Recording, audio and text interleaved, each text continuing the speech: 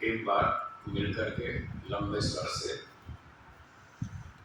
ओम का उच्चारण करें।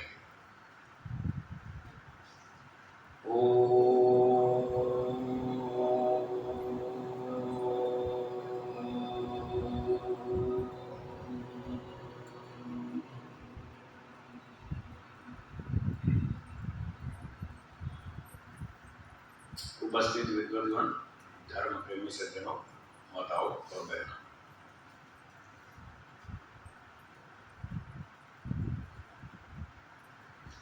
योग दर्शन के पहले पाद में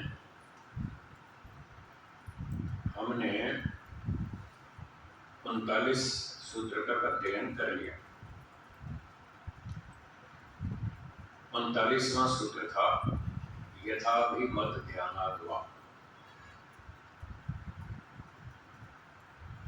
ऊपर बताए उपायों में से जो भी उपाय आपको अच्छा लगे उसी से मन को एकाग्र करें, अथवा इनके अलावा और भी कोई उपाय हो जिससे मन एकाग्र होता हो तो उससे भी मन को एकाग्र कर सकते हैं।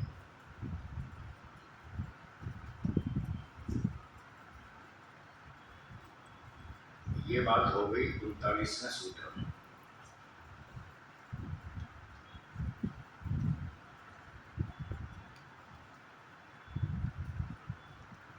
अब 40वां सूत्र देखिए। बोलिए। परमाणु परम महत्वान्तोस्य वशीकारः अस्य वशीकारः, इस चित्त का वशीकरण, नियंत्रण, कंट्रोल कहाँ से कहाँ तक हो सकता है, इस बात को इस सूत्र में बताया। मन का नियंत्रण कहाँ से कहाँ तक हो सकता है? उत्तर है परमाणु। परमाणु से लेकर परम महत, परमाणु, परम अणु, छोटे से छोटा,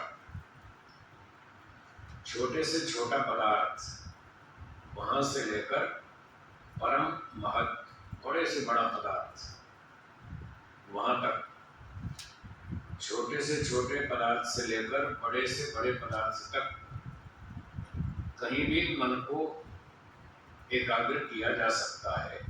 ये इस सूत्र का अर्थ है।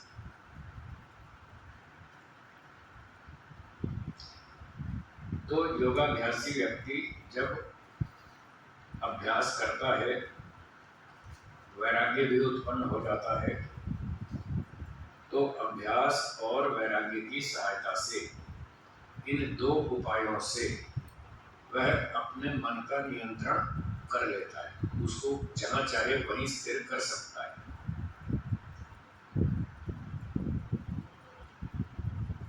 मोटा उदाहरण यह है कि जैसे पृथ्वी है, पृथ्वी का एक छोटा भाग ईंट, तो ईंट में अपने मन को स्थिर करना चाहे तो कर सकता है। फिर ईंट का और छोटा टुकड़ा, कोई पत्थर छोटा, उसमें अपने मन को रोक सकता है, और छोटा छोटा छोटा करते जाइए। पृथ्वी का सबसे छोटा कण, पार्थिव परमाणु, उसमें मन को रोक सकता है।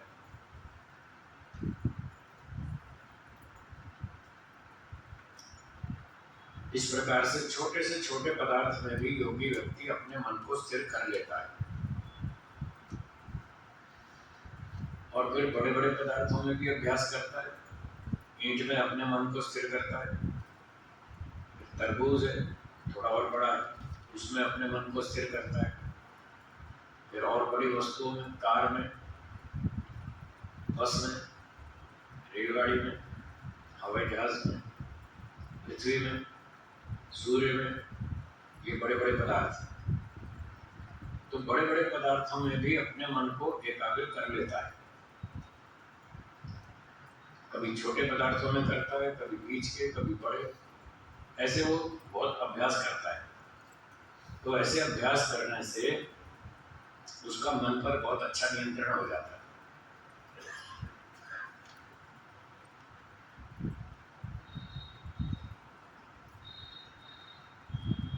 और अगर परमाणु से और नीचे चले और छोटे पदार्थ, तो तन्मात्रा है। मन, बुद्धि, अहंकार, इंद्रियां, इन छोटे छोटे पदार्थों में भी आत्मा अपने मन को नियंत्रित, स्थिर, केंद्रित, एकाग्र कर लेता है। और आगे बड़े बड़े पदार्थ, सूर्य से बड़े पदार्थ, आकाश गंगा, और फिर पूरा ब्रह्मांड, और आगे चलें तो ईश्वर सबसे बड़ा। तो बड़े से बड़े पदार्थों में भी योगी अपने मन को स्थिर कर लेता है, और छोटे छोटे तत्वों में भी, मन, बुद्धि, इंद्रियों में भी मन को एकाग्र कर लेता है। ये बात इस सूत्र में बताई। ठीक है, स्पष्ट है? आगे चले। अगला सूत्र देखिए 41। बोलिए। क्षीण वृत्तेः अभिजातस्य इव मणेर ग्रहीत्री ग्रहण ग्राह्येषु तत्स्थ तदंजनता समापत्ति। यही ना सूत्र। अब इस सूत्र में समापत्ति का स्वरूप बता रहे हैं। समापत्ति ये टेक्निकल शब्द है, पारिभाषिक शब्द है। समापत्ति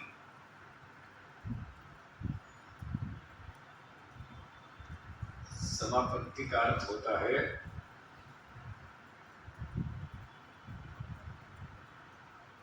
किसी वस्तु के स्वरूप को धारण कर लेना और उस जैसा प्रतीत होना।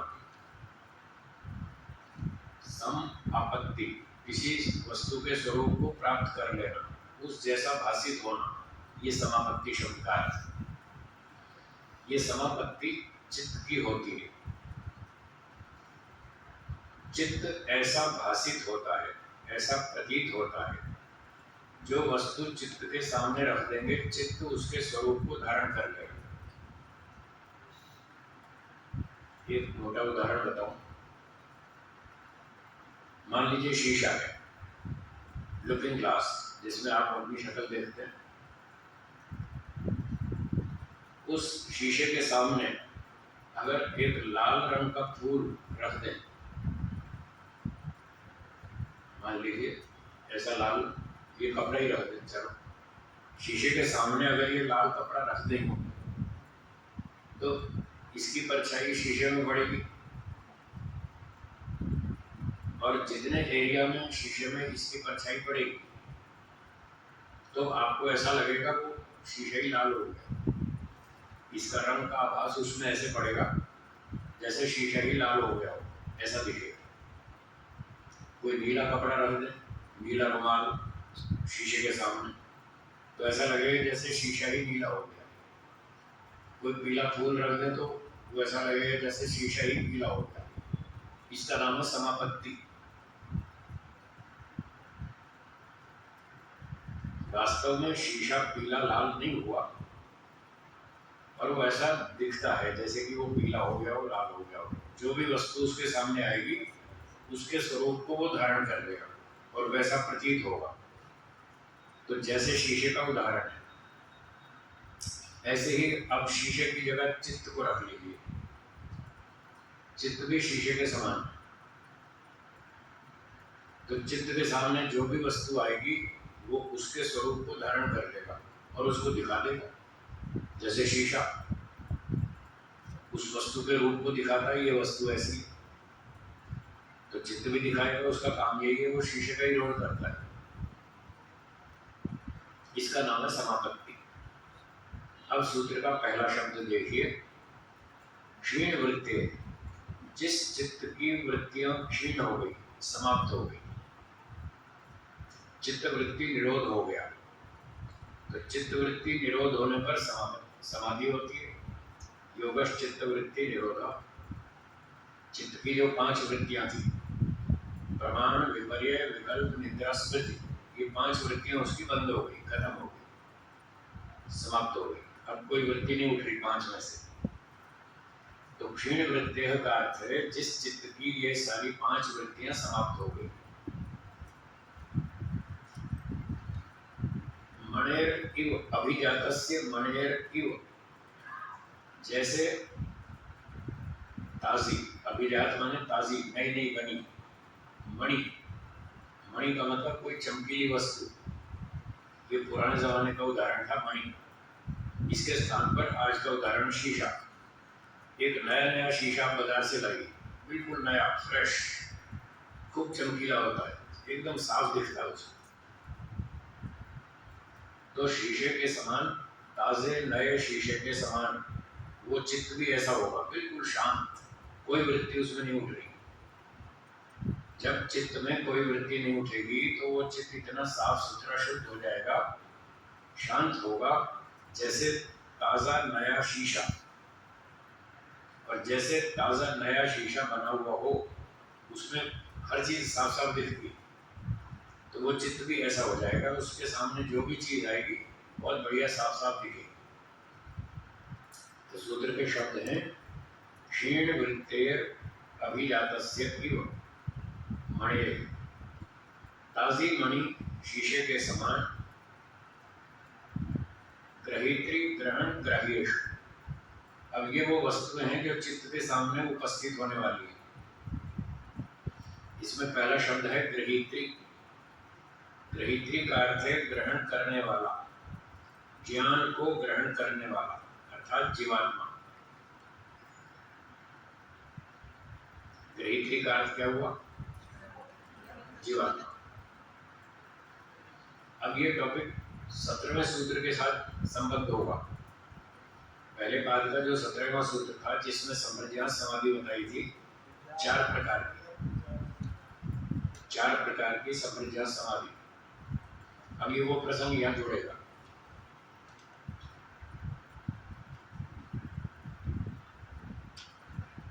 तो वहां पर जो 4 समाधियां बताई थी, वितर्क, विचार, आनंद और अस्मिता, ये 4 होते। वितर्क समाधि में क्या विषय था? पंचमहाभूत। क्या विषय था? पंचमहाभूत। और विचार समाधि में 5 तन्मात्राएं, ठीक है।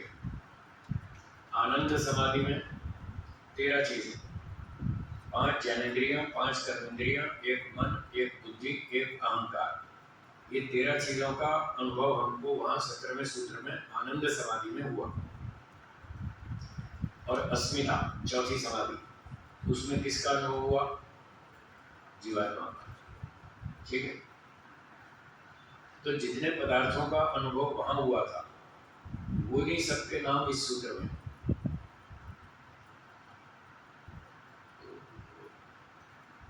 वितर्क समाधि में 5 स्थूलभूत थे,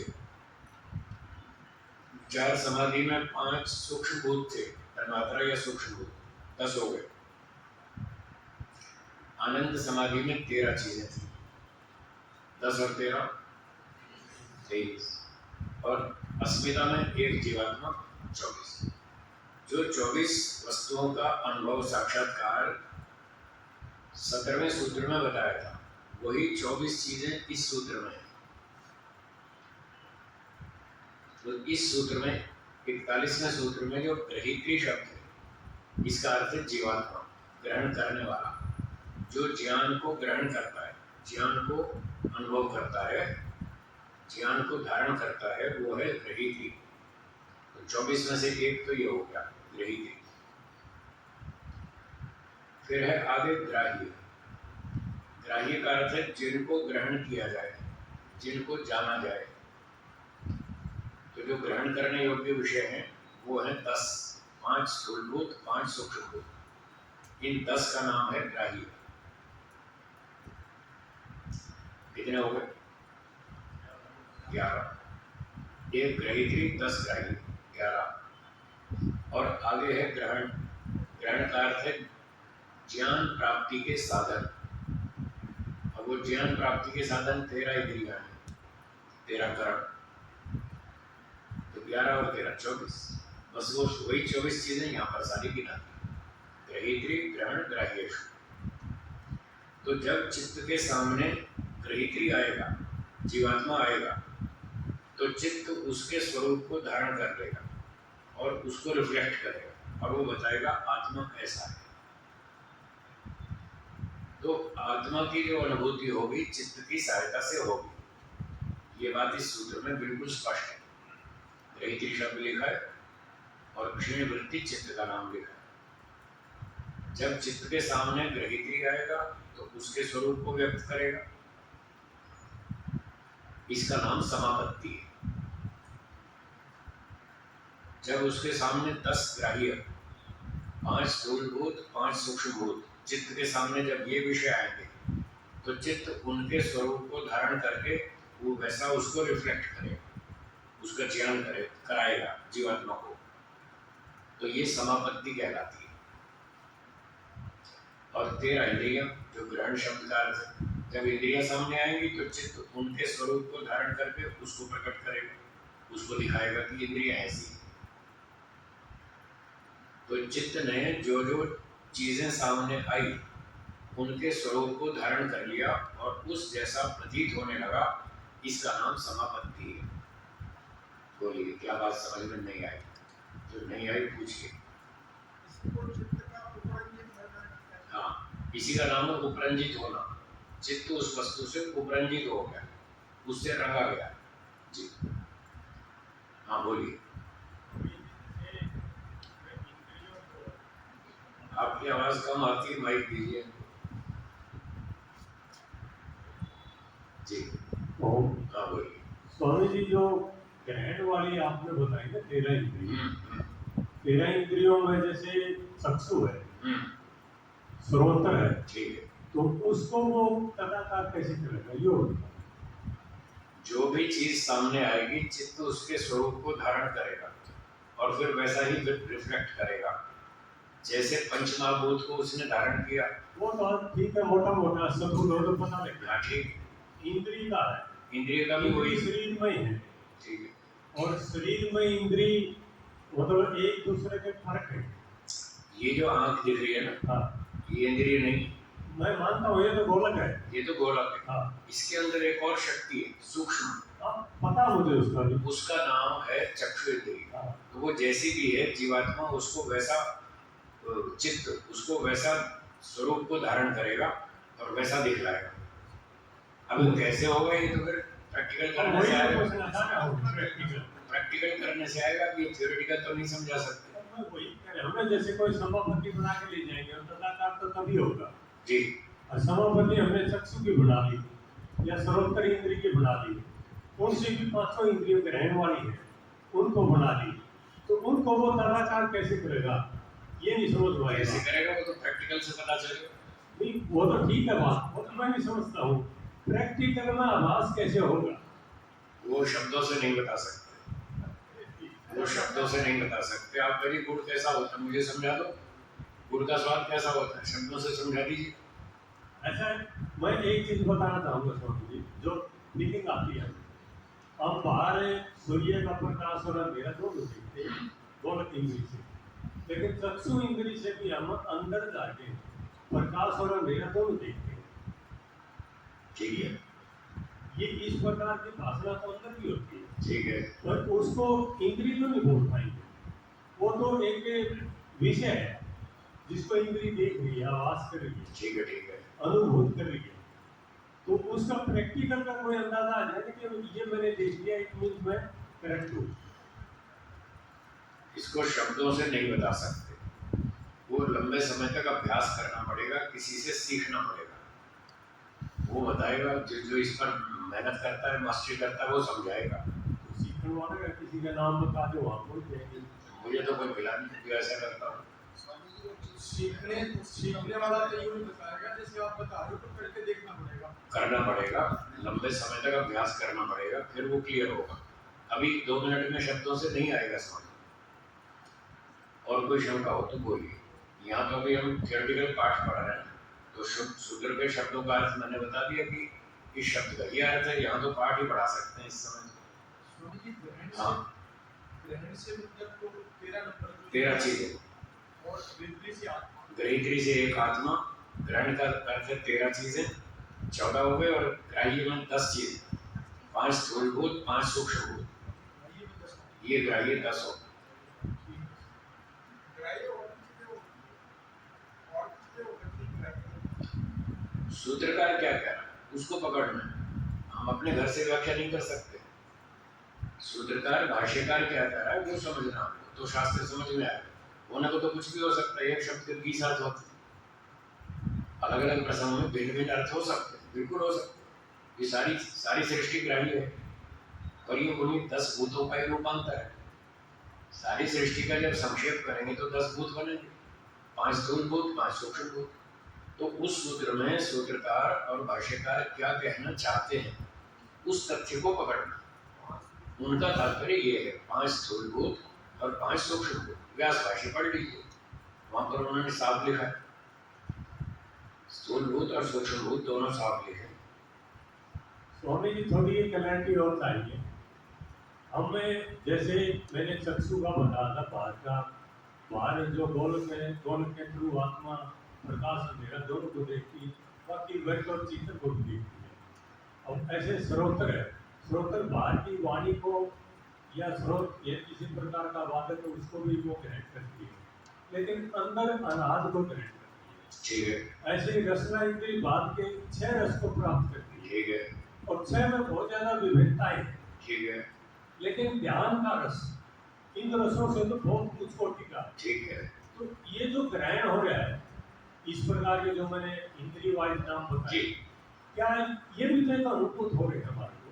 ये भी अनुभूति इनकी भी तो हो रही है हमें। हाँ हो रही है, पुरुषार्थ से जो हमें ये अनुभूति हो रही है, हाँ जी हाँ, तो ये भी एक साक्ष्य है। हाँ ठीक है। अनुभूति उसका फल है ना, जो हम तपस्या कर रहे हैं, जो पुरुषार्थ कर रहे हैं, जो समाधि लगा रहे हैं, ये उसका फल है। जो हमें अनुभूति हो रही है, जो हमें ज्ञान हो रहा है, ये उसका फल है। जब आदमी समाधि लगाएगा तो कुछ जानकारी तो होगी ना। तो मैं वही कह रहा हूँ, कोई जानकारी अगर आ रही है, अनंत की अनाहत नाद की कोई हमें जानकारी आ रही है, हाँ, उससे हमें ये लगता है श्रोत्र इंद्रिय का पुष्पार्थ तो सिद्ध हुआ। श्रोतेंद्रिय का श्रोत्र का काम है ग्रहण करना वाणी को, ठीक है, ठीक है, और वो अनाद को ग्रहण कर रही है। वो तो विषय हुआ, हाँ। नाद तो हुआ विषय है, और श्रोतेंद्रिय है साधन। हाँ, बस इतनी बात। लेकिन उसका सेंसर का भी हमें पता लगता है। हमें जब श्रोत्र से अनाद को हमें ग्रहण करते हैं अंदर समाधि में बैठ, जी जी, तो उस टाइम में हमें इंद्रिय का सेंसर का पता चलता है कहाँ से हम ग्रहण कर रहे हैं, तो वो भी एक प्रत्यक्ष ही है। ठीक बात है, वो हाँ प्रत्यक्ष है, वो समाधि लगाएंगे तो होगा, होगा। बस यही गलत। धन्यवाद। ठीक है, तो ये बात हो गई इस 41वें सूत्र की समापत्ति, इसका नाम। ठीक है, आगे चलें। अब थोड़ा कठिन विषय चल रहा है, हाँ। अब वो कथा कहानी गीत कुछ नहीं है यहाँ थोड़ा दिमाग लगाना पड़ेगा, मेहनत करनी पड़ेगी। आज कुछ लोग कहेंगे कि आज तो बोर हो गए क्लास में। थोड़ा कभी कभी कठिन विषय भी आता है, उसको भी समझना चाहिए। हमेशा सरल ही सुनते रहेंगे तो बुद्धि का विकास नहीं होगा। क्या बोल रहा? हमेशा सरल विषय ही सुनते रहे तो बुद्धि का विकास नहीं होगा। कभी कभी कठिन विषय भी आना चाहिए, उसमें दिमाग की कसरत होती है, व्यायाम होता है बुद्धि का, उससे बुद्धि खुलती है, सूक्ष्म बनती है, फिर कठिन कठिन बातें भी धीरे धीरे समझ में आने लगती है। तो सुनना तो पड़ेगा ही, जो सत्य है वो सत्य है, जो ऋषियों ने बताया उसको हमें समझना। समझेंगे तब मेहनत करेंगे तब आगे बढ़े। तो इसको पाठ के रूप में पढ़ना है, हमारा सिलेबस है, ऋषियों ने बताया, उसको हम समझने का प्रयास करें। ऐसा सोच करके पाठ को पढ़ें तो आपको धीरे धीरे रुचि भी होगी और समझ में भी आएगा। तो ये हो गई समापत्ति। अब आगे चलते हैं 42वां सूत्र। तत्र शब्दार्थ ज्ञान विकल्पैः संकीर्णा सवितर्का समापत्ति। 17वें सूत्र में जो 4 समाधियां बताई थी, वितर्क, विचार, आनंद, अस्मिता, उसमें से पहली समाधि का क्या नाम? 4 में से पहली कौन सी? वितर्क। अब यहाँ इन सूत्रों में वितर्क समाधि के 2 भेद कर दिए। एक का नाम सवितर्का, बोलिए। दूसरी निर्वितर्का, ठीक है। सवितर्का, निर्वितर्का, ये 2 समाधि हो गई। उस वितर्क समाधि के 2 भेद कर दिए। स का अर्थ होता है सहित और निर्वितर्का रहित। निर मतलब रहित। तो ये सवितर्का पारिभाषिक शब्द है, उसी वितर्क को ही सवितर्का नाम दे दिया। समाधि शब्द संस्कृत में पुल्लिंग है, इसलिए वहां वितर्का ऐसा बोला था। समापत्ति शब्द स्त्रीलिंग है, इसलिए यहाँ पर सवितर्का स्त्रीलिंग कर दिया उसको। तो इसका अर्थ है सवितर्का समापत्ति। सवितर्का समापत्ति क्या होती है?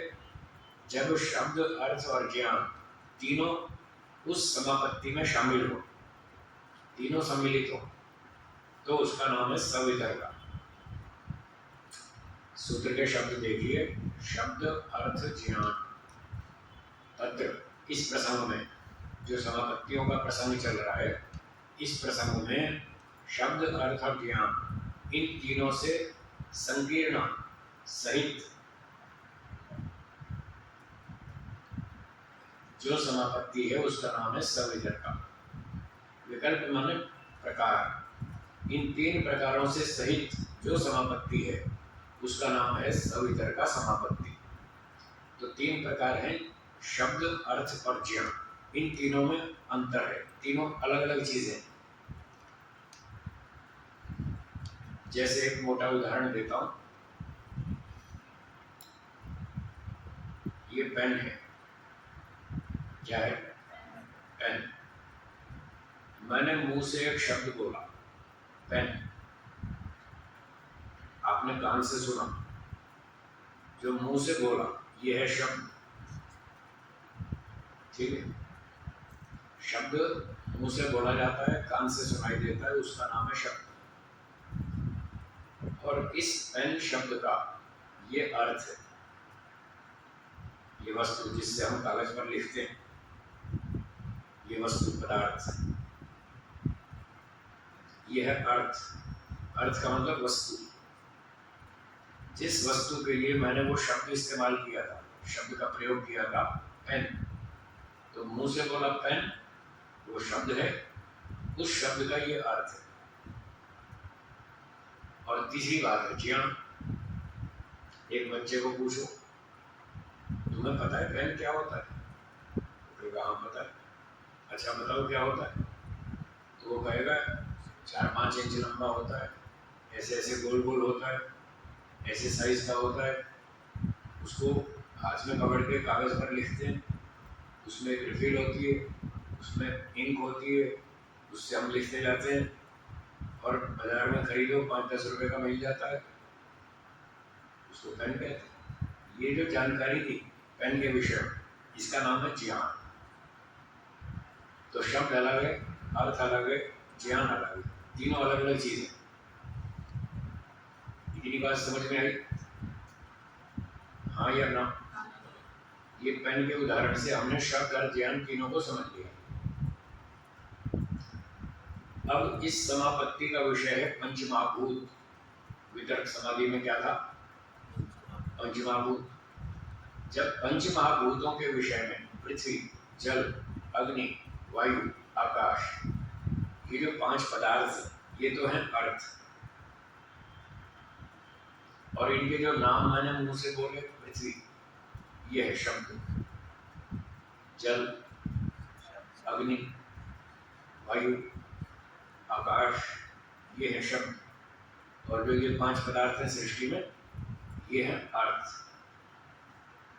और इनके बारे में जो जानकारी है, पृथ्वी एक बहुत बड़ा गोला है, इस पर अरबों खरबों प्राणी रहते हैं, इस पर बड़े बड़े 7 समुद्र हैं, 7 महाद्वीप हैं आदि आदि। ये जो सारी जानकारी है इसका नाम है ज्ञान। तो महर्षि पतंजलि जी कह रहे हैं जब व्यक्ति समाधि में बैठता है और पृथ्वी तत्व के बारे में इन तीनों को साथ में रखता है समाधि में, वो ये सोचता है इसका नाम पृथ्वी है, ये इसका नाम है, शब्द है, और पृथ्वी पिंड ऐसा है गोल गोल इतना बड़ा लंबा चौड़ा, और इस पर प्राणी बसते हैं, नदियां बहती हैं, पहाड़ भी हैं, पर्वत हैं, नदियां हैं, समुद्र है, सब कुछ है, और अनाज पैदा होता है, खनिज पदार्थ पैदा होते हैं, पेट्रोलियम भी पैदा होता है। ये जो सारी जानकारी है, और ये पृथ्वी प्रकृति से बनी है, पार्थिव तत्व है, सॉलिड है, ठोस है, तमोगुणी है, तमोगुण प्रधान है, और इससे अनाज पैदा होता है, प्राणियों का रक्षण होता है अनाज खा करके। ये सारी जो जानकारी है, जब पृथ्वी के अनुभूति में ये सारी चीजें शामिल हो, शब्द भी, अर्थ भी, ज्ञान भी, तीनों शामिल हो, तो उसका नाम सवितर्क समापत्ति है। बोलिए, समझ में आया? आया ना? इसका नाम है सवितर्क समापत्ति। तो सवितर्क समापत्ति में 5 विषय थे वितर्क समाधि वाले, पृथ्वी, जल, अग्नि, वायु, आकाश। जब योगी व्यक्ति इन 5 तत्वों का समाधि में साक्षात्कार करेगा, शब्द अर्थ ज्ञान सहित, तो उसको सवितर्क समापत्ति कहेंगे। ये हो गया 42वां सूत्र। बोलिए, कोई शंका हो तो बोलिए। हाँ, आप बोलिए। स्वामी जी, इसमें जो पृथ्वी का परमाणु है, जो सूक्ष्म है, ठीक है, उसका साक्षात्कार या स्थूल पृथ्वी का, या दोनों? स्थूल पृथ्वी का तो हो ही रहा है, सभी को हो रहा है।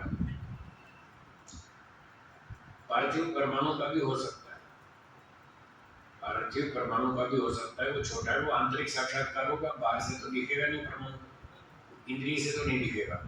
इंद्रिय से तो स्थूल पृथ्वी दिखेगी, पर्वत, नदी, समुद्र, पहाड़, पत्थर, ये सब दिख जाएगा, पर जो परमाणु है उसका चित्त में साक्षात्कार होगा, ऐसा।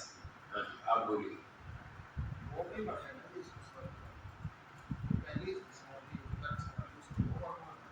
वितर्क समाधि का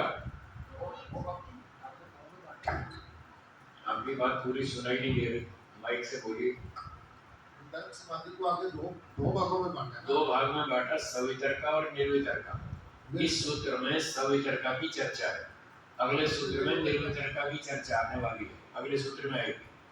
ठीक है, सवितर्क समझ में आई? आगे चलो, अब अगला सूत्र देखिए, निर्वितर्क। बोलिए, स्मृति परिशुद्ध हो।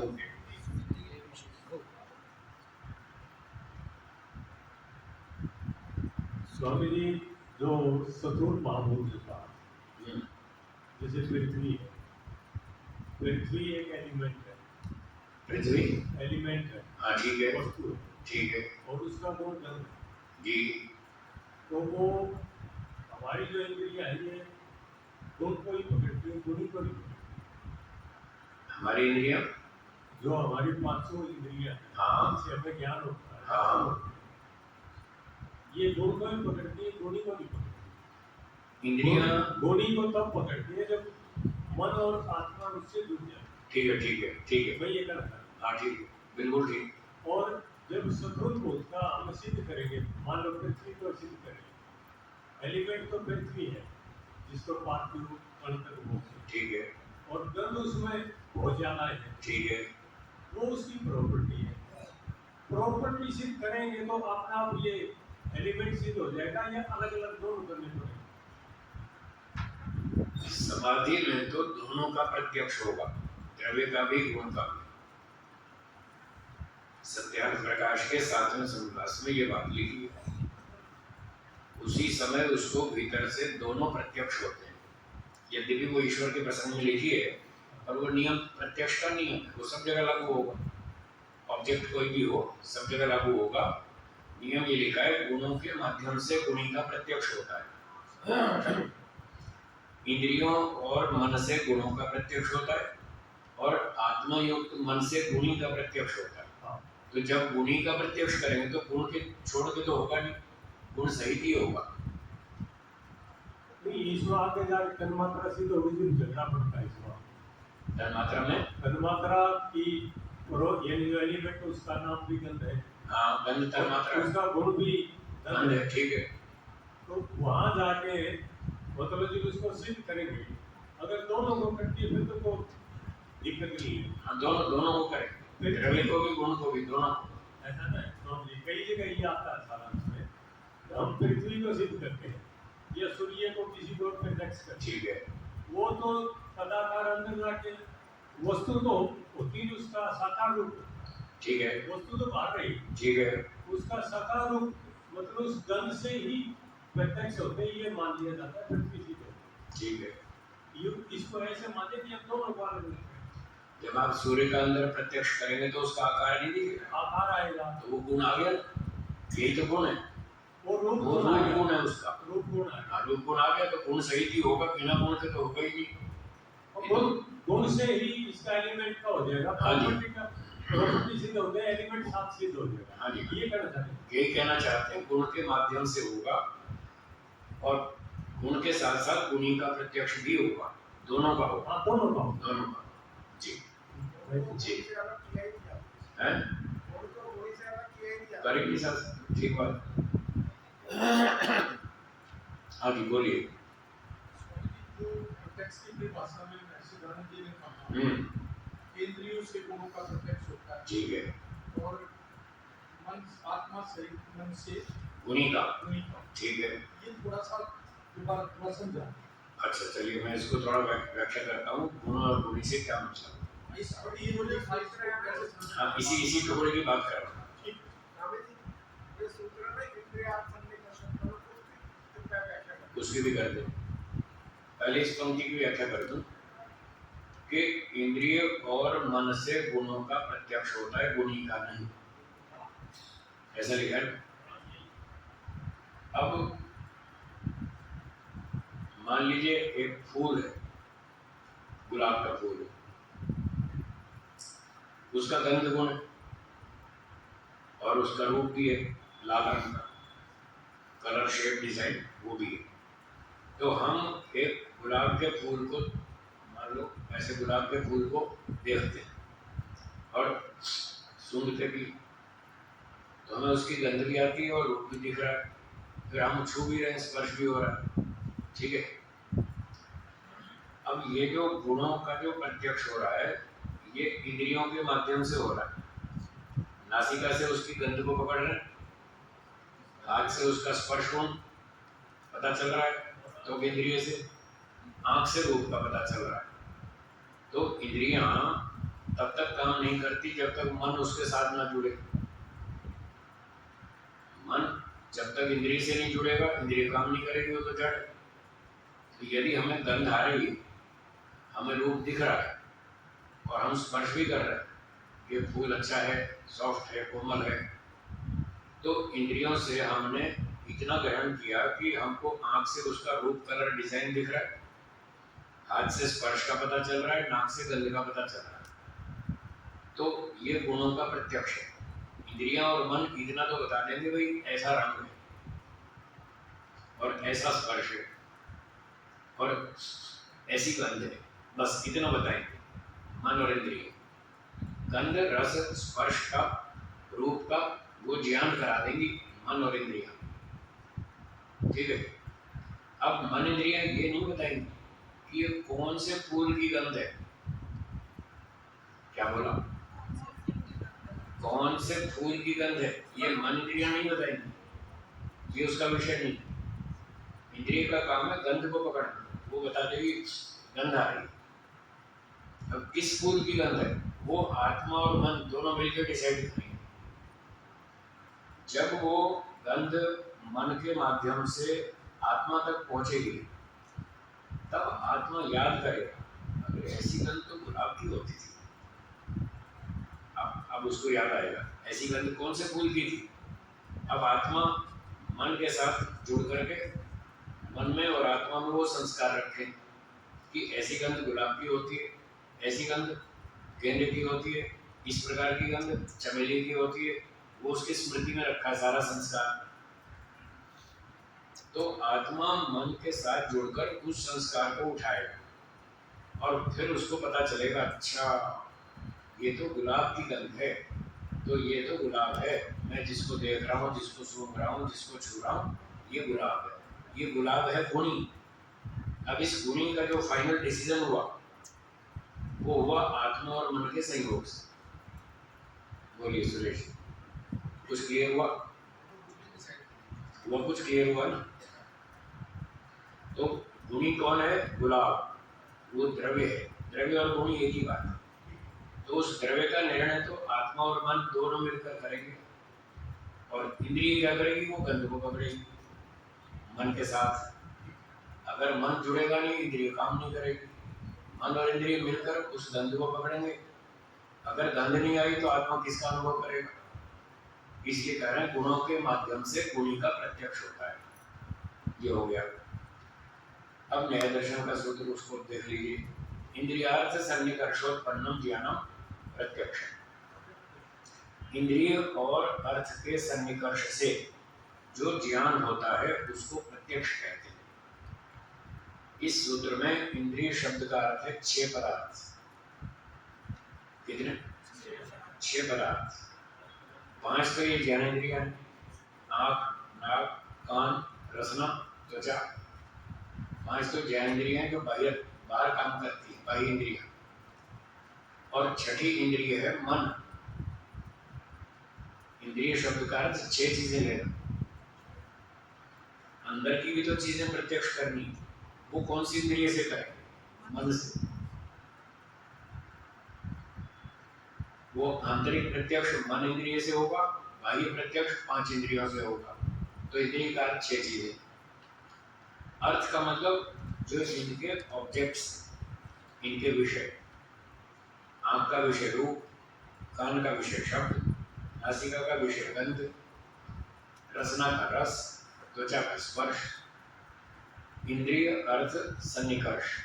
जब इन इंद्रियों का अपने अपने विषयों के साथ संबंध होता है, सन्निकर्ष संबंध, कनेक्शन, कॉन्टैक्ट।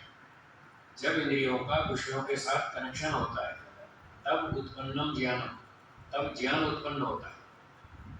जब गंध का नासिका से सन्निकर्ष होगा तो ज्ञान होगा, हाँ कुछ सूंघने में आ रहा है, सूंघने में कुछ आ रहा है, ये ज्ञान उत्पन्न होगा।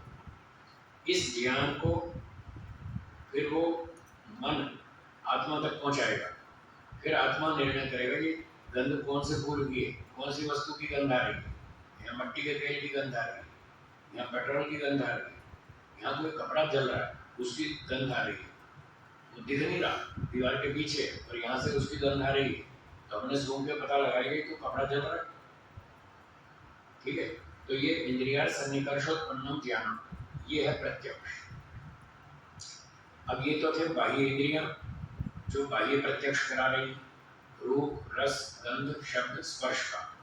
5 इंद्रियां 5 विषयों का सन्निकर्ष करा रही है, और इनके सन्निकर्ष से फिर हमको ज्ञान होता है। ये प्रत्यक्ष प्रमाण है। छठी इंद्रिय है मन, जो अंदर काम करता है। अब उसका विषय क्या है?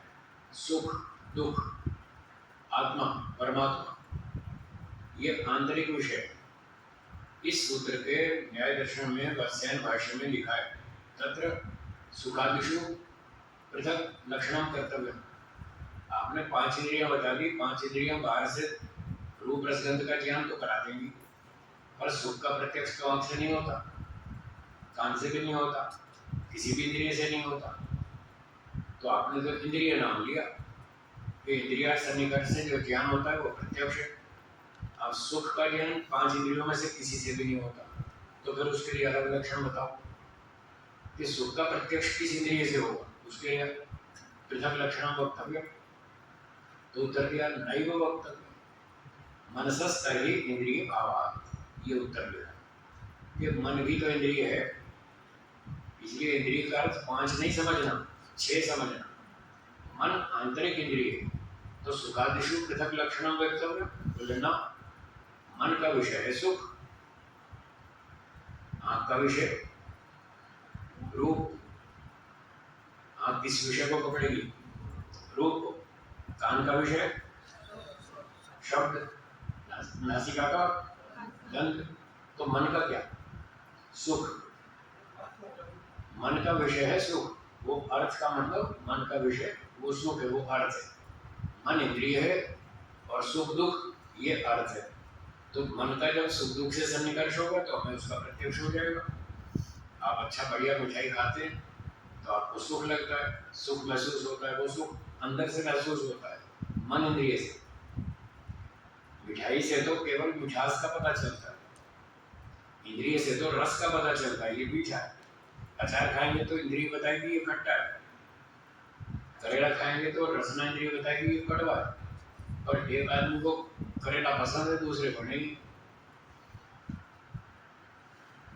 एक को करेला पसंद है, दूसरे को करेला पसंद नहीं है। बच्चे तो नखरे करते खाते नहीं।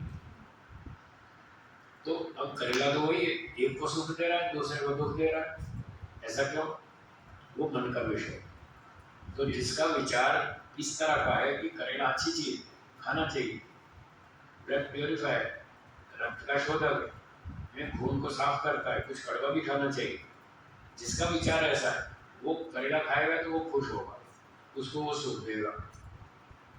और जिसको टेस्ट के पीछे पड़ता है, जो कहता नहीं ये कड़वा करेला, ये कोई खाने की चीज, मिठाई लाओ, लड्डू लाओ, जलेबी लाओ, हलवा लाओ, खीर लाओ, ये करेला ये कोई खाने की चीज है। जिसका विचार ऐसा है उसको करेला जबरदस्ती खिलाएंगे, वो कहेगा बेकार है, ये कोई नहीं खाना।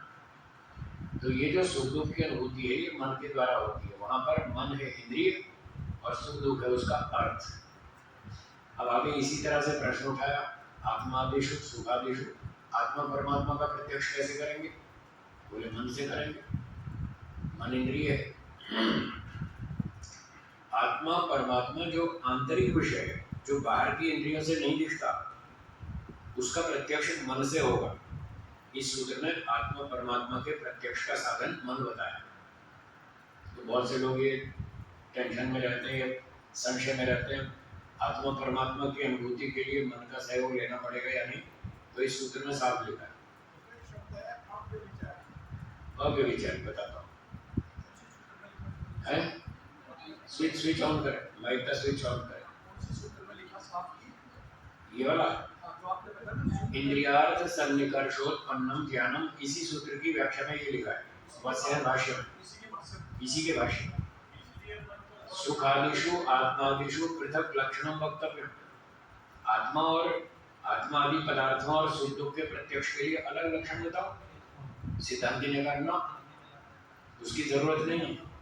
मनसस्तरी इंद्रिय भावात्, क्योंकि मन भी तो इंद्रिय है। इस इंद्रिय से आत्मा का परमात्मा का प्रत्यक्ष हो जाएगा और मन का उसका सुख दुख का भी हो जाएगा। वहाँ सुख दुख आत्मा परमात्मा ये है अर्थ, और मन है इंद्रिय, इसलिए इंद्रिय सन्निकर्षोत्पन्नम, इतना लक्षण पर्याप्त है। इससे दोनों तरह का प्रत्यक्ष हो जाएगा, बाह्य प्रत्यक्ष भी और आंतरिक भी, दोनों हो जाएंगे। इसलिए अलग सूत्र बनाने की आवश्यकता नहीं। ये उत्तर हो। आप पूछ रहे हैं अव्यभिचारी, इसका अर्थ हाँ सुनिए। व्यभिचारी उसको कहते हैं जो ज्ञान बदल जाए। मनुष्य को कहते हैं ये व्यभिचारी आदमी है। उसका मतलब क्या होता है? उसने शादी की और कसम खाई मैं एक स्त्री के साथ रहूंगा, दूसरे के पास नहीं जाऊंगा। शादी के समय कसम खाते हैं, साथ जिएंगे साथ मरेंगे।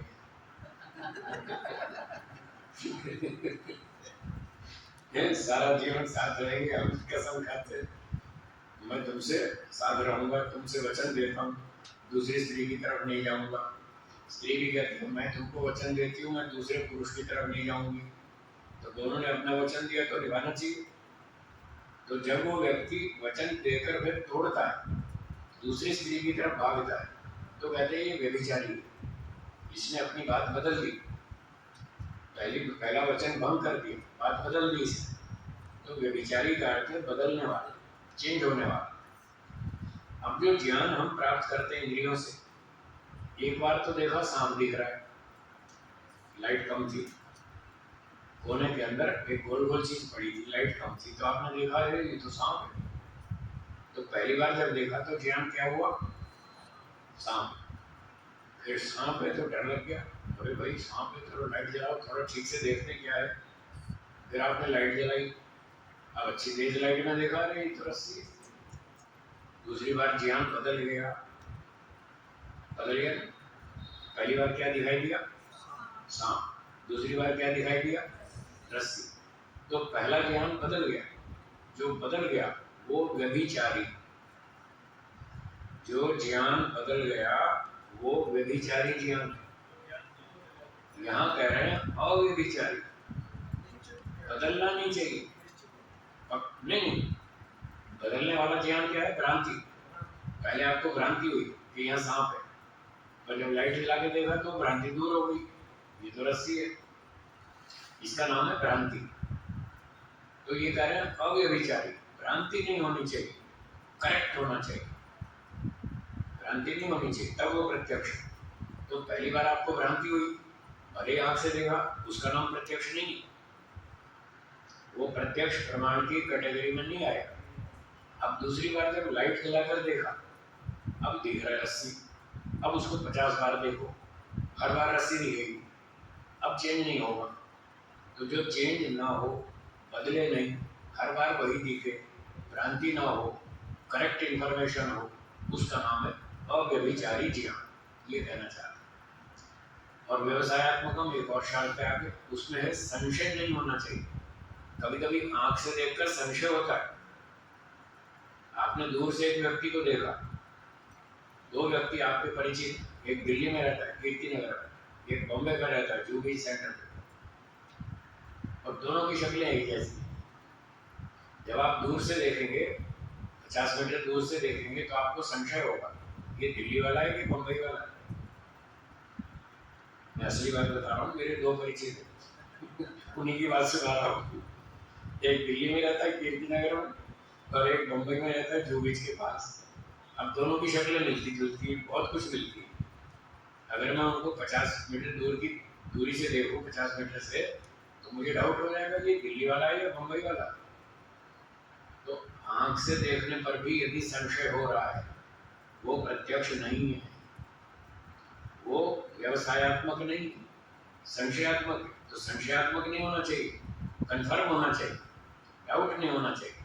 फिर मैं नजदीक जाकर देखूंगा 10 मीटर की दूरी से, फिर समझ में आएगा हाँ ये तो दिल्ली वाला है, ये दिल्ली वाला, कीर्ति नगर वाला, बॉम्बे वाला नहीं।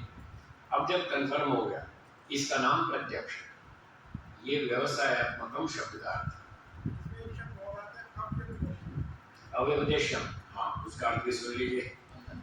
तीसरी शर्त है अव्यपदेश्यम। व्यपदेश्यम का अर्थ है शाब्दिकम। अव्यपदेश्यम शाब्दिकम न स्यात्। यद इंद्रियार्थ सन्निकर्षोत्पन्नम ज्ञानम अस्ति तत् शाब्दिकम न स्यात्। वास्तविकम इंद्रिय सन्निकर्षोत्पन्नम एव स्यात्। जो ज्ञान इंद्रियार्थ सन्निकर्ष से हो रहा है वो शाब्दिक नहीं होना चाहिए। अब इसकी और थोड़ी गहरी बात सुनिए। मान लो शाब्दिक ज्ञान भी तो इंद्रिय से हो रहा है। विवेक ने कहा मैं लंदन गया था, एक वहां सफेद कबूतर देखा। आपको ज्ञान होगा कि लंदन में मैंने एक सफेद कबूतर देखा, आपको ज्ञान होगा। कान से हुआ, कान इंद्रिय नहीं क्या? इंद्रिय है, ये भी तो इंद्रिय। कान से आपको इंद्रिय से ज्ञान हुआ, तो क्या ये प्रत्यक्ष मान लिया जाए? ये प्रत्यक्ष नहीं है। तो फिर क्या है? ये शब्द प्रमाण। 4 प्रमाण बताए ना, प्रत्यक्ष, अनुमान, उपमान, शब्द। ये आपका प्रत्यक्ष नहीं है। जो मैंने आपसे कहा कि मैंने लंदन में एक सफेद कबूतर देखा, आपको ज्ञान तो हुआ ये लंदन में कोई सफेद कबूतर है जो मैंने देखा था, ज्ञान तो हुआ। और कान से हुआ, कान एक इंद्रिय है। इस हिसाब से तो ये भी प्रत्यक्ष मानना पड़ेगा, जबकि ये प्रत्यक्ष नहीं है। क्यों? ये व्यपदेश्यम, ये शाब्दिक ज्ञान। आपको केवल शब्दों से ज्ञान हुआ कि लंदन में कोई सफेद रंग का कबूतर है। तो फिर यहाँ क्या कहना चाहते हैं? यहाँ ये कहना चाहते हैं जो वस्तु जिस इंद्रिय का विषय हो, बोलिए। वह वस्तु उसी इंद्रिय से जानी जावे, यह है अव्यवदेशम। जो वस्तु जिस इंद्रिय का विषय हो उसी इंद्रिय से जानी जाए तो है अव्यवदेशम। यदि कोई वस्तु आंख का विषय है और हमने जान लिया कान से तो व्यपदेशम है, वो अव्यपदेशम नहीं। इसलिए वो शब्द प्रमाण कहलाएगा, प्रत्यक्ष नहीं कहलाएगा। अब वो सफेद कबूतर आंख से देखने की चीज है, हाँ या ना? और मैंने कह दिया कि मैंने लंदन में सफेद कबूतर देखा था, आपको जानकारी हो गई, जबकि वो आंख का विषय है। आपको जानकारी कौन सी इंद्रिय से हुई? इसलिए ये अव्यपदेशम नहीं है, ये व्यपदेशम है। इसको प्रत्यक्ष नहीं मानेंगे, ये कहना चाहते। तो जो आंख से देखने की चीज है उसको आंख से देखेंगे तब प्रत्यक्ष है, वो अव्यपदेशम है, वो शाब्दिक नहीं है, वो वास्तविक ज्ञान है, उसी इंद्रिय से पैदा हुआ जिस इंद्रिय से होना चाहिए। अब एक व्यक्ति ने कहा मैं बम्बई गया था और बड़ी अच्छी मिठाई खाई, बड़ी टेस्टी, बहुत बढ़िया, आनंद आ गया। आपको ज्ञान हो गया कि बम्बई में इसने बढ़िया टेस्टी मिठाई खाई, तो ये शाब्दिक ज्ञान। आपने मिठाई तो खा के देखी नहीं। मिठाई का जो ज्ञान आपको हुआ वो कौन सी इंद्रिय से हुआ? क्या मिठाई कान से सुनने की चीज है या खाने की चीज है? मुख्य तो उसमें रस ही है ना। जब तक आप रसना इंद्रिय से मिठाई का स्वाद नहीं लेंगे तब तक क्या प्रत्यक्ष? तो ये भाव था, जो वस्तु जिस इंद्रिय से जानने का विषय है वो वस्तु उसी इंद्रिय से जानी जाए तो वो अव्यपदेशम है, तब उसका नाम प्रत्यक्ष प्रमाण, नहीं तो शाब्दिक। इस अव्यपदेशम का एक दूसरा अर्थ और भी, वो ये है कि जब प्रत्यक्ष होता है तो वो जिस इंद्रिय से होता है उस प्रत्यक्ष में शब्दों की कोई आवश्यकता नहीं होती, वो बिना शब्द के होता है। शब्द की वहां कोई जरूरत नहीं, प्रत्यक्ष अनुभूति में शब्द की कोई जरूरत नहीं।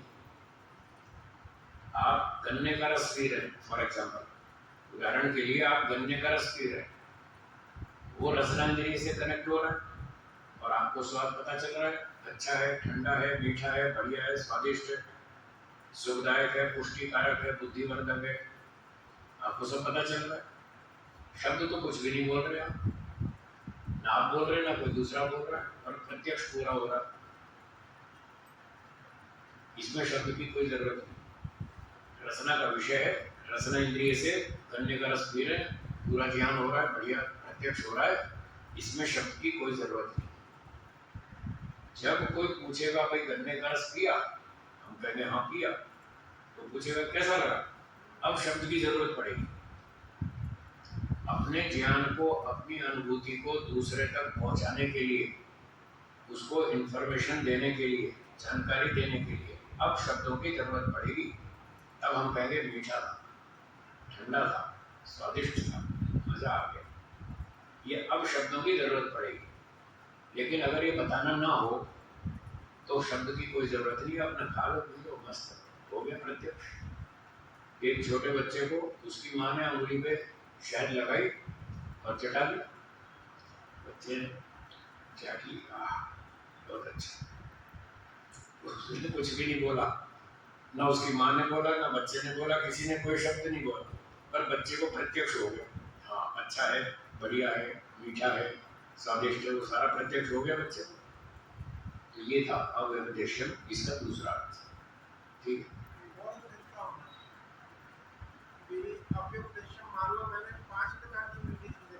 पांच प्रकार की मीठी खाई, हाँ ठीक है, हाँ ठीक है, हाँ ठीक, ये भी ठीक। वो जो अनुभूति है रसना इंद्रिय से, उसको आप शब्दों से व्यक्त नहीं कर सकते, राइट। अभी थोड़ी देर पहले मैं यही तो कह रहा था, मैंने कहा था गुड़ का स्वाद बताओ मुझे, आप नहीं बता पाए। लोग कहते हैं गुरु जी ईश्वर का प्रत्यक्ष होता है, मैंने कहा हाँ होता है। कैसा होता है? मैंने कहा आप मुझे गुड़ का स्वाद समझा दो, मैं आपको ईश्वर का स्वाद बता दूंगा। मीठी तो 250 चीज है, क्या मीठा कहने से गुड़ का स्वाद समझ में आ गया? मीठा कहने से गुड़ का स्वाद समझ में आ गया? मीठी तो 250 वस्तु है, सबका टेस्ट अलग है। मीठा कहने से गुड़ का स्वाद पता नहीं चलता है।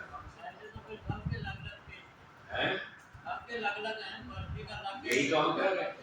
हाँ, हम भी यही कह रहे हैं कि सबका स्वाद अलग है, वो रसना इंद्रिय से ही पता चलेगा, आप शब्दों से नहीं समझा सकते। सबका टेस्ट अलग है, सही बात है। स्वामी जी, आम, संतरा, केला कितने फल है, सबका टेस्ट अलग है। जी स्वामी जी, जो आपने जहाँ से शुरू किया था प्रत्यक्ष प्रमाण वैसी धारण का, हाँ जी, तो वो बिल्कुल समझ में आ गया कि इंद्रियों से तो पहले गुणों को देखते ठीक है, और फिर वो नॉलेज अंदर जाएगा ठीक है। और अंदर फिर स्मृति से आत्मा होगा तो उसको ठीक ठीक जान लेगा गुणी को। ये द्रव्य कौन सा है? ये कौन सा? हाँ ठीक है। और जिसको पहली बार सुन रहे हैं तो उसको, जिसको सुनगी पहली बार आप पहली बार सो गए तो उसको वो ये निर्णय कर लेगा कि ये मैं पहली बार सुन रहा हूँ। हाँ, और ये ऐसा ऐसा बता दूँ, बस वो उसका प्रत्यक्ष कर लेगा, ये गुण है और ये द्रव्य है, बस। ठीक उसको नाम का नहीं मालूम, ठीक उसको माता पिता सिखाएंगे, बिल्कुल बेटा ये दही है, ये दही का स्वाद ऐसा होता है, खाओ। ये मक्खन है, ये खाओ। ये मिठाई है, ये ऐसी खाओ। फिर उसका नाम बताएंगे, ये बालूशाही है, ये बर्फी है, ये जलेबी है। तो वो उन शब्दों को साथ जोड़ता रहेगा, उस स्वाद के साथ उस शब्द को जोड़ लेगा। अच्छा, ऐसा टेस्ट जलेबी का होता है, वो उसने संस्कार जमा कर लिया। अब दूसरी बार जब वो जलेबी खाएगा तो वो संस्कार उसको याद दिलाएगा, ये स्वाद किसका है? जलेबी। अब दूसरी बार वो याद कर लेगा कि ये जलेबी का स्वाद है। तो पहली बार उसको शब्द का पता नहीं है, लेकिन प्रत्यक्ष तो पूरा हो जाएगा, ये स्वाद है और ये द्रव्य है, वस्तु है, मिठाई। नाम उसको नहीं पता, ना सही, नाम पता हो या ना पता हो, इससे कोई फर्क नहीं पड़ता। एक आदमी को पता है इसका नाम जलेबी और वो खाता है, जो उसको टेस्ट आता है। और दूसरा व्यक्ति, उसको नहीं पता इसका नाम क्या है, अंग्रेज है, उसको आपने पहली बार जलेबी खिलाई, उसको नहीं पता इसका नाम क्या है, पर वो भी खाएगा तो टेस्ट तो एक जैसा ही होगा। वो राउंड राउंड कहेगा कि राउंड राउंड चीज, हाँ, वो राउंड राउंड कह देगा, ये जलेबी कह देगा। इससे टेस्ट में कोई अंतर नहीं आएगा, जलेबी सेम, उसका टेस्ट भी सेम। इसलिए कह रहे हैं कि प्रत्यक्ष अनुभव में शब्दों की कोई जरूरत नहीं। जब एक्सप्रेस करना हो, बताना हो, तब शब्द की जरूरत पड़ेगी, और जब वो शब्द की जरूरत पड़ेगी तो वो शब्द प्रमाण, वो प्रत्यक्ष नहीं। ठीक हो गया, क्लियर? चलिए, और कोई शंका हो तो बोलिए।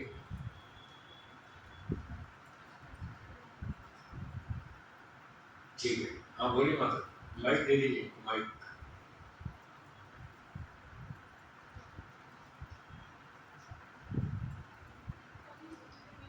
गई है और जो शील वृत्ति बोले आप चित्त की जो 12 वृत्तियां हैं रुक जाने का नाम समाप्ति है। किसका नाम? समापत्ति। हाँ, तो ये चित्त में जो स्मृतियां रहेगी, जीवात्मा उसको वहाँ उठाना बंद कर देगा या कभी समाप्ति करेगी या ऐसी हो जाती उठाना बंद कर देगा। वो कौन सी सवितर का नहीं, वो उसके पहले बताया क्षीण वृत्तिरभिजातस्य। हाँ, उसमें वृत्तियां वो बंद कर देगा। जैसे मान लो मैं आंख बंद करना, तो वो कुछ नहीं दिखेगा, आंख बंद करने पर कुछ नहीं दिखेगा। तो ऐसे वो योगी व्यक्ति वृत्तियों को बंद कर देगा, तो मन में कोई विचार नहीं आएगा।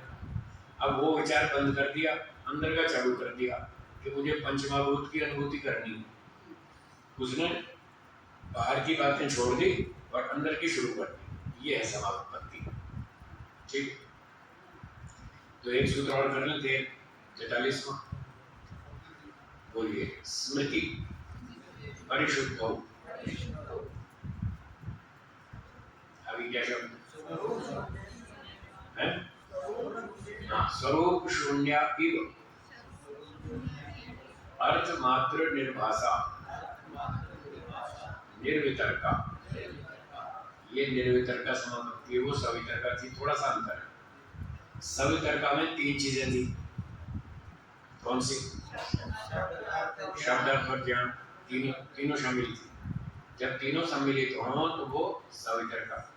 अब कह रहे हैं स्मृति परिशुद्ध हो, तीन में से दो चीजें हटा दी, एक शब्द और एक ज्ञान, दो चीजें हटा दी, उस पर ध्यान नहीं दे रहे, उसको इग्नोर कर रहे हैं, दो चीजों और अर्थ मात्र निर्वास और वस्तु की पूरी अनुभूति हो रही है।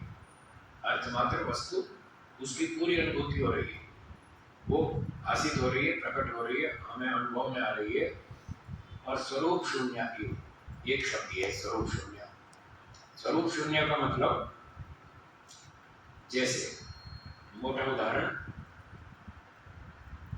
आप घड़ी या फोटो को देख रहे हैं, जब आप फोटो को देखते हैं तो अगर आप ये चाहें विचार करना कि मैं आंख से देख रहा हूं, तो आप ये विचार कर सकते हैं मैं आंख से देख रहा हूं, ना चाहे तो ना भी करें, वो जरूरी नहीं है, ठीक है ना।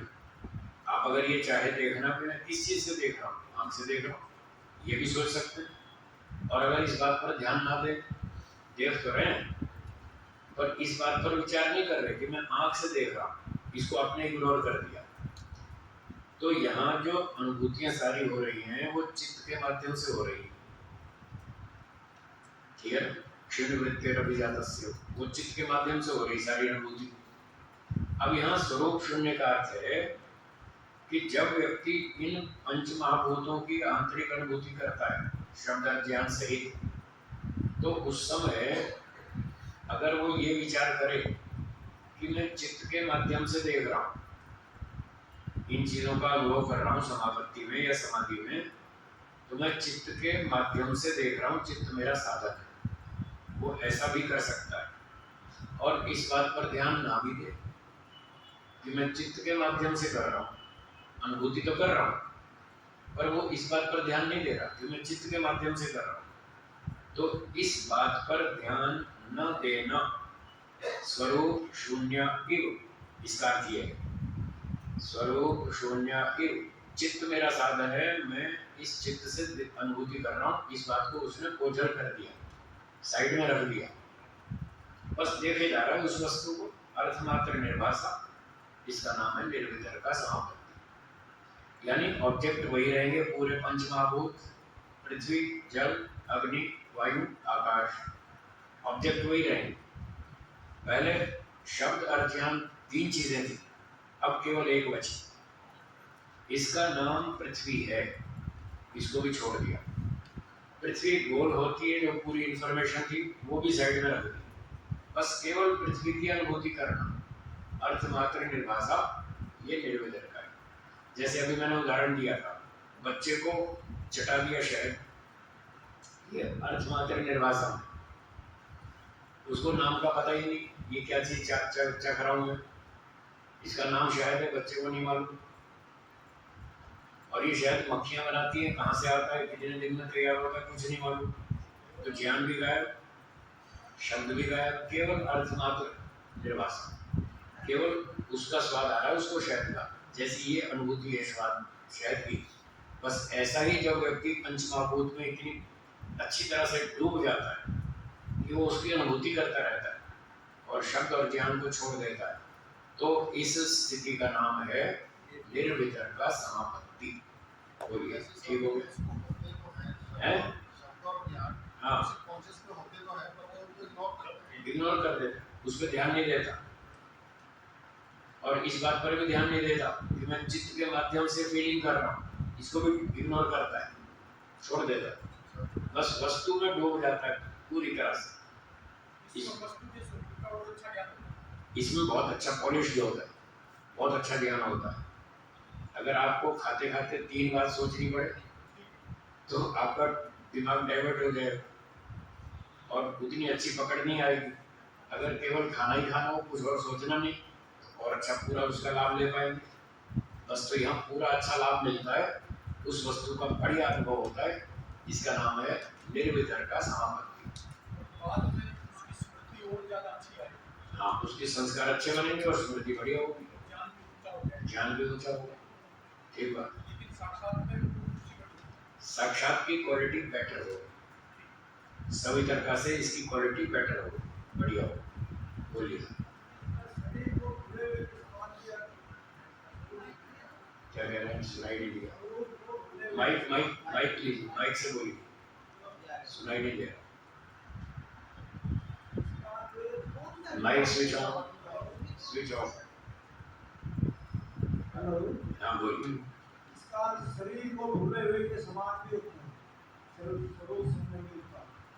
वो यहाँ वो अर्थ नहीं, यहाँ वो अर्थ नहीं, वो और जगह पर होता है, यहाँ नहीं। ऐसे ज्ञान में लिखा है। हाँ लिखा है, मुझे मालूम है, मुझे मालूम है, पर वो यहाँ नहीं है। यहाँ जो है भाष्य में जो लिखा है मैं वो बता रहा हूँ। ठीक है जी, बोलिए बोलिए। आत्मा का विषय क्या होगा?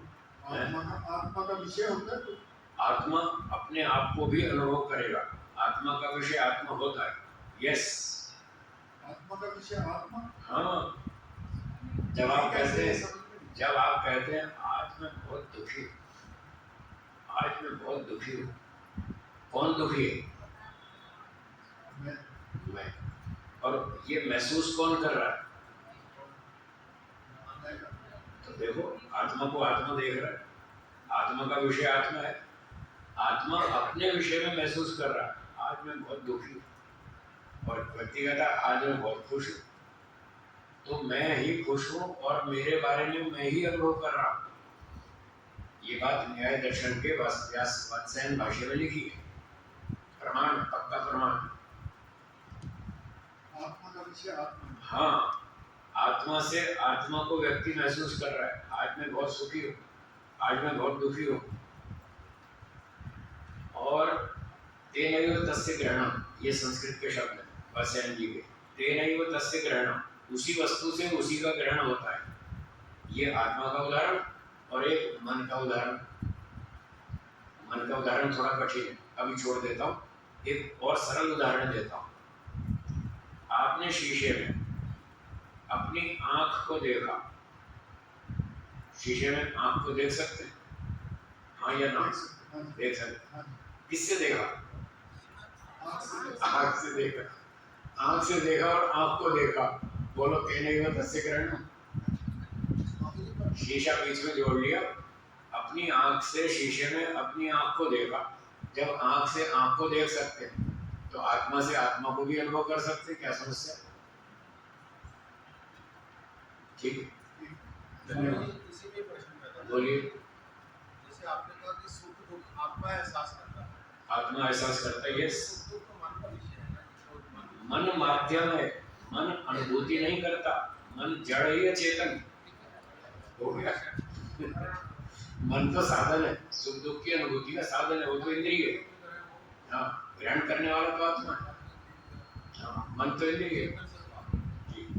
स्वामी जी जो समाधि वाला सूत्र है, उदयवार स्वरूप सुनने, अरे अष्टांग योग का जो सूत्र है, हाँ, कौन सा? जो समाधि वाला सूत्र है, और इसमें क्या अंतर है? योगश चित्तवृत्ति निरोधक। नहीं, हाँ, जो समाधि वाला है कि भी वो तीसरे भाग में जी, तदेवार्थ मात्र, हाँ, तदेवार्थ मात्र निर्भासम स्वरूप शून्यमेव समाधि। हाँ ठीक है, और ये अंतर क्या है? वो समाधि की एक कॉमन डेफिनेशन जो संप्रज्ञात पर भी लागू होती है, असंप्रज्ञात पर भी लागू होती है, वो दोनों पर लागू होती है, और ये केवल संप्रज्ञात पर लागू होती है। ये फर्क, निर्विकता जो है, ये वितर्क विचार, अभी तो ये वितर्क की बात चल रही है, ये संप्रज्ञात का फील्ड चल रहा है, अभी असंप्रज्ञात यहाँ नहीं है। और वहाँ दोनों कॉमन है, संप्रज्ञात भी असंप्रज्ञात भी, दोनों पर लागू होती है वो परिभाषा, तीसरे पाद का तीसरा सूत्र। ठीक, हाँ जी, शंका समाधान करना है या ध्यान करना है? ध्यान करना है, चलिए 5-7 मिनट बचे, ध्यान करते हैं, बैठिए।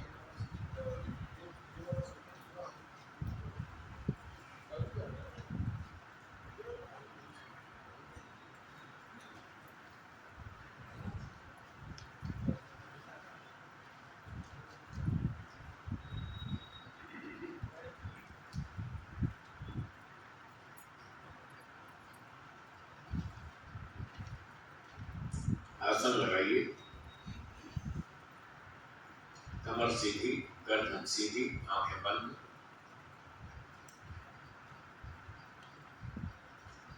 ये प्रत्याहार है। प्रत्याहार का मतलब सारे इंद्रियों के काम बंद कर दें। तो हमने सब इंद्रियों के काम बंद कर दिए।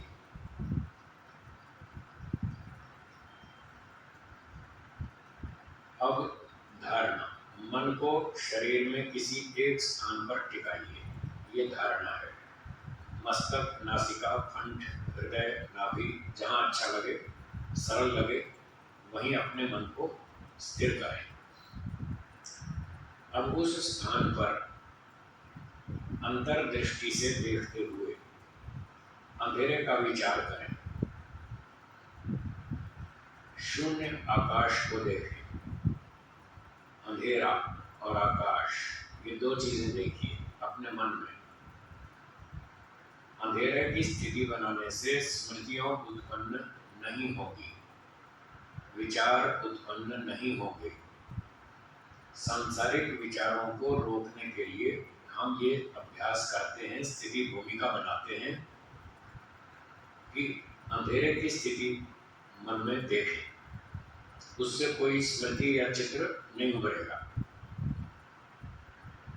और आकाश का विचार इसलिए करते हैं कि ईश्वर सर्वव्यापक है। ईश्वर का ध्यान करना है तो ईश्वर कहाँ है, इस बात के लिए हम आकाश का चिंतन करते हैं कि ईश्वर पूरे आकाश में उपस्थित है, विद्यमान है, व्यापक है। तो आकाश में ईश्वर का चिंतन करें। ईश्वर एक है, सर्वव्यापक है, निराकार है, सर्वशक्तिमान है, न्यायकारी है, दयालु है, अजन्मा है, अनंत है, आनंद का भंडार है, सृष्टिकर्ता है, अजर अमर अविनाशी है, हमारा माता पिता गुरु आचार्य राजा और न्यायाधीश है। ऐसा स्वरूप ईश्वर का अपने मन में स्थापित करें। और गायत्री मंत्र से अब हम ईश्वर का ध्यान करेंगे। मैं थोड़ा थोड़ा बोलता हूँ, आप सुनिए और बाद में दोहराइए। ओम भूर्भुवः स्वः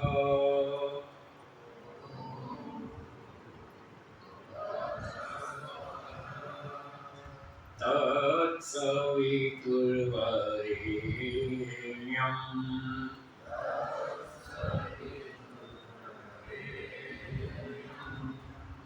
भर्गो देवस्य धीमहि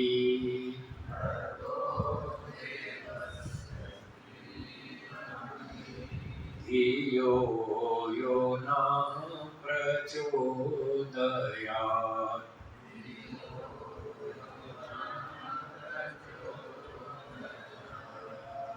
तूने हमें उत्पन्न किया,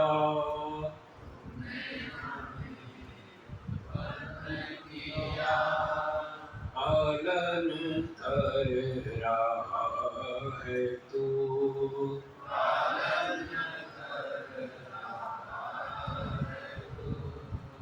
तुझसे ही पाते प्राण हम,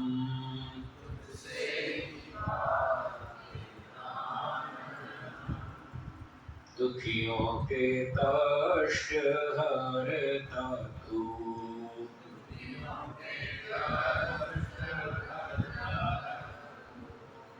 तेरा महान तेज है,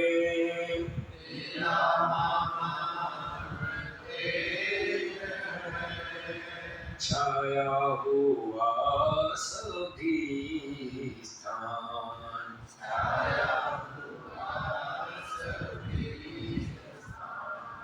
सृष्टि की वस्तु वस्तु में,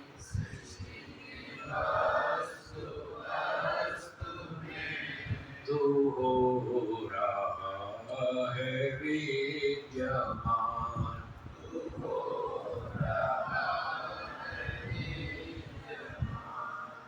तेरा ही धरते ध्यान हम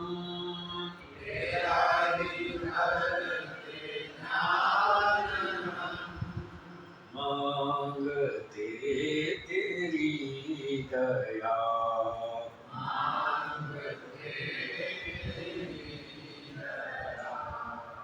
ईश्वर हमारी बुद्धि को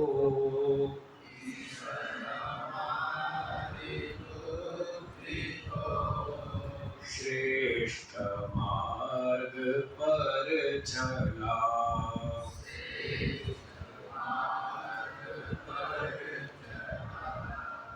वेद मार्ग पर चला।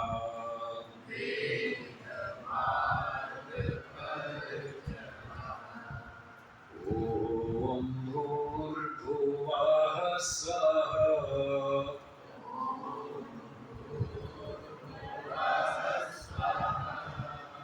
तत्सवितुर्वरेण्यम्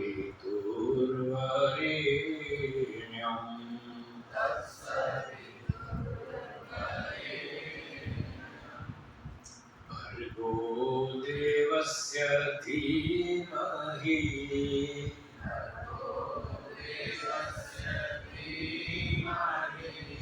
धियो यो न प्रचोदयात्।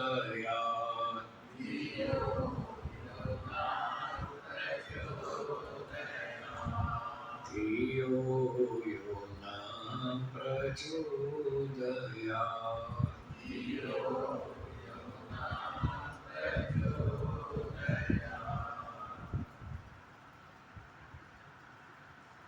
अब ओम का जप करेंगे। मैं बोलता हूँ, मेरे पीछे दोहराइएगा। ओम आनंद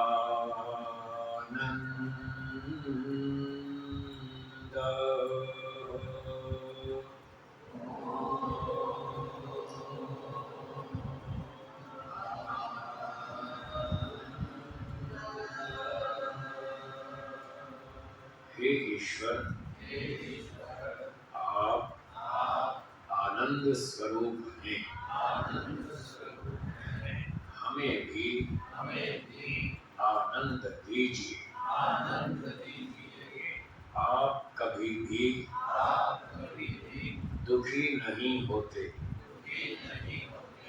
हम भी कभी भी दुखी न हो। ओम आनंद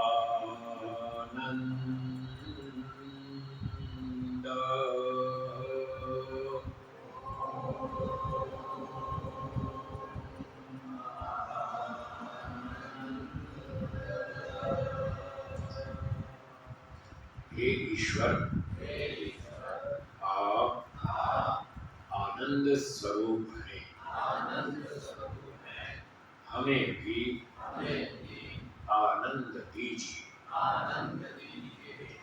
आप कभी भी दुखी नहीं होते। हम भी कभी भी दुखी न हो। इस प्रकार से छोटे बड़े मंत्रों से ईश्वर का ध्यान प्रतिदिन करना चाहिए। अब दोनों हाथों को थोड़ा आपस में रगड़िए। 4-5 बार हथेलियों को आंखों पर घुमाइए। थोड़ा पलकों को सहलाइए। हथेलियों से कप्स बनाकर आंखों को ढक लीजिए। हथेलियों के अंदर ही धीरे धीरे आंखें खोलेंगे और धीरे धीरे पलकें झपकते हुए हथेलियां हटाएंगे, ताकि तेज प्रकाश आंखों में चुभे नहीं।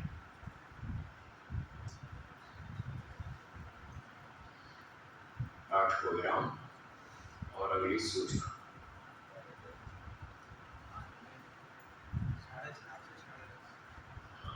जयवीर जी, जयवीर जी, बंद कर।